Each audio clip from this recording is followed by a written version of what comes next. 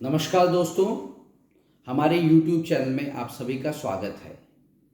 आज इस वीडियो में हम बात करने वाले हैं tax harvesting in mutual funds की। टैक्स हार्वेस्टिंग क्या होता है, वो कैसे काम करता है, वो करते समय हमें किन किन बातों का ध्यान रखना चाहिए और उसके नफ़े और नुकसान क्या है। आज इस वीडियो में हम उन सब पर बात करने वाले हैं। दोस्तों, we all invest in equity mutual funds and equities.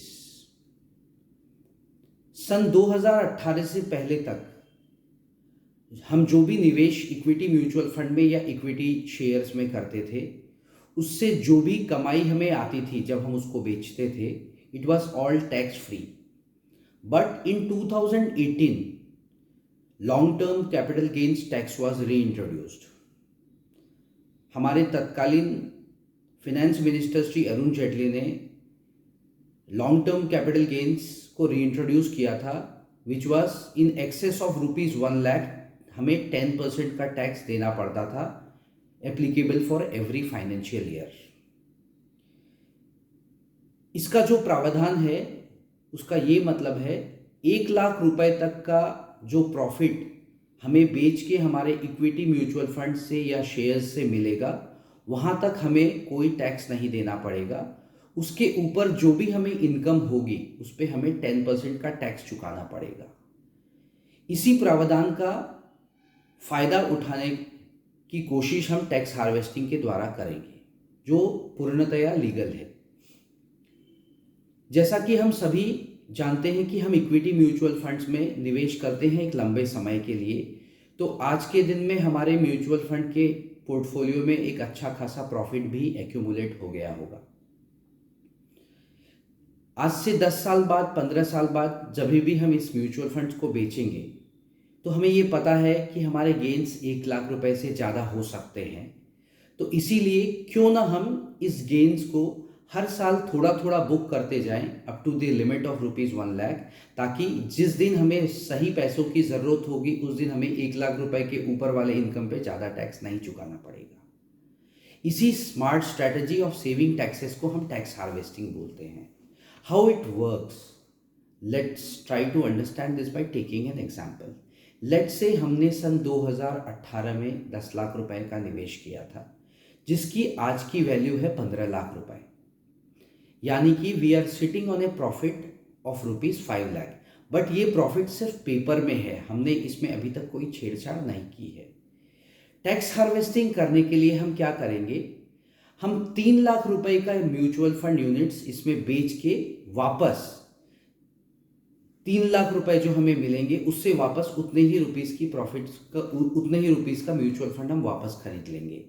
इससे क्या होगा, हमारे इनकम टैक्स के हिसाब से हमने अपने 2 लाख के ओरिजिनल यूनिट्स को बेचा, जिससे हमें 3 लाख रुपए मिले, क्योंकि हमने 10 लाख रुपए लगाए थे और उसकी वैल्यू आज के डेट में प्राय 15 लाख है। तो जो हमने 3 लाख रुपए कमाए, उसमें 2 लाख रुपए हमारा ओरिजिनल कॉस्ट है और 1 लाख रुपए हमारा प्रॉफिट है। तो हम उस थ्रेशोल्ड के नीचे हैं जिस पे हमें टैक्स नहीं चुकाना पड़ेगा। एंड क्योंकि हमने वापस हाथों हाथ इस पैसे से उसी म्यूचुअल फंड यूनिट को खरीद लिया, तो हमें हमारी इनकम टैक्स की बैलेंस शीट में कोई इम्पैक्ट नहीं आएगा, बस हमारी कॉस्ट बढ़ जाएगी और हमें 1 लाख रुपए का इनकम बिना टैक्स के मिल जाएगा। ये इसको करने का तरीका है। दोस्तों, हमें ये तो समझ में आ गया कि हम टैक्स हार्वेस्टिंग कैसे करेंगे और इसका इम्पैक्ट हमारी इनकम टैक्स की बैलेंस शीट में कैसे होगा। जैसा कि हमने देखा कि जो 10 लाख का कॉस्ट था हमारी बैलेंस शीट में आज से पहले, बिकॉज ऑफ जो हमने 3 लाख का यूनिट बेच के वापस खरीदा, अब वो हमारी बैलेंस शीट में 11 लाख रुपए दिखेगा। ये तो हमने देखा टैक्स हार्वेस्टिंग क्या होता है और ये कैसे काम करते हैं। लेकिन टैक्स हार्वेस्टिंग करते समय हमें किन किन चीज़ों का खास ख्याल रखना चाहिए। दोस्तों, जैसा कि मैंने पहले कहा, 1 लाख रुपए की जो लिमिट है वो इक्विटी और इक्विटी म्यूचुअल फंड मिला के है। तो टैक्स हार्वेस्टिंग करने से पहले हमें अच्छी तरह से एक बार चेक कर लेना चाहिए कि क्या हमने किसी भी प्रकार का इक्विटी या इक्विटी रिलेटेड कैपिटल गेन्स इस साल में कमाया है। अगर वो हमने किया है तो उसको अकाउंट करते हुए ही हमें टैक्स हार्वेस्टिंग करनी चाहिए, वरना हमें क्योंकि थ्रेशोल्ड पार होने की वजह से टैक्स चुकाना पड़ जाएगा तो इसका टोटल पर्पस ही डिफीट हो जाएगा। दोस्तों, इसको करते समय एक चीज़ और ध्यान रखें, कभी कभी हम जब अपने फिनेंशियल प्लानर्स या एडवाइजर्स के साथ बैठते हैं, हम अपने पोर्टफोलियो को रिव्यू करते हैं और कुछ फंड्स को भी बदलते हैं। तो हमें टैक्स हार्वेस्टिंग उस समय करनी चाहिए जब हम अपने पोर्टफोलियो को रीएलोकेट या रीबैलेंस भी करना चाहते हैं, ताकि उसी एक ही समय में हमको किसी एक फंड से दूसरे फंड में स्विच करना है, वो एक ही समय में एक ही बार में हमारा काम हो जाए, हमें बार बार इस प्रक्रिया को नहीं दोहराना पड़े। अब हम आते हैं इसके फायदे और नुकसान पर। दोस्तों, जैसा कि हमने देखा, सबसे बड़ा फायदा जो टैक्स हार्वेस्टिंग का वो होता है 10,000 रुपये की बचत एवरी इनकम टैक्स फाइल पे। अगर हमारे घर में 5 या 10 इनकम टैक्स एसएससी हैं तो हम ऐसा सभी म्यूचुअल फंड्स फाइल में कर सकते हैं, सभी इनकम टैक्स फाइल में कर सकते हैं जिनके पास म्यूचुअल फंड की होल्डिंग हो। तो इस तरह से हम अपने परिवार में करीबन 50,000 या लाख रुपए तक की छूट ले सकते हैं 5 या 10 फाइलों में। दोस्तों, इसके क्या क्या नुकसान हो सकते हैं, क्योंकि कई बार चीज़ें जो अच्छी दिखती हैं, क्या उसके पीछे कोई नुकसान भी हो सकते हैं, हमें वो भी जानना बहुत ज़रूरी होता है।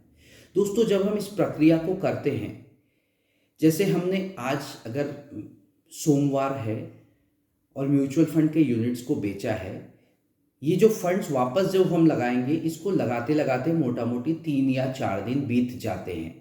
उसके बीच अगर शेयर मार्केट का रुझान बढ़ने की तरफ होता है तो वो जो बीच का गैप है, हम कभी कभी उसको लूज कर जाते हैं। कई बार हमने ये भी देखा है, लोग प्रॉफिट बुक कर लेते हैं, पैसा महीने महीने भर बैंकों में ही पड़ा रह जाता है एंड मार्केट वहाँ से 5 से 10% ऊपर हो चुका होता है। तो ये कई तरह के नुकसान हैं जो हमें ध्यान देने पड़ेंगे कि ये हमारे साथ हो सकते हैं। और साथ ही साथ हमारे टैक्स कंप्लायंस या हमारे टैक्स के पेपर वर्क्स थोड़े से बढ़ जाते हैं टैक्स हार्वेस्टिंग की वजह से। तो कुछ भी करने से पहले हमें ये देखना है कि हमें कितना फ़ायदा हो रहा है और उसके बनस्पत हम कितना पेन ले रहे हैं। धन्यवाद।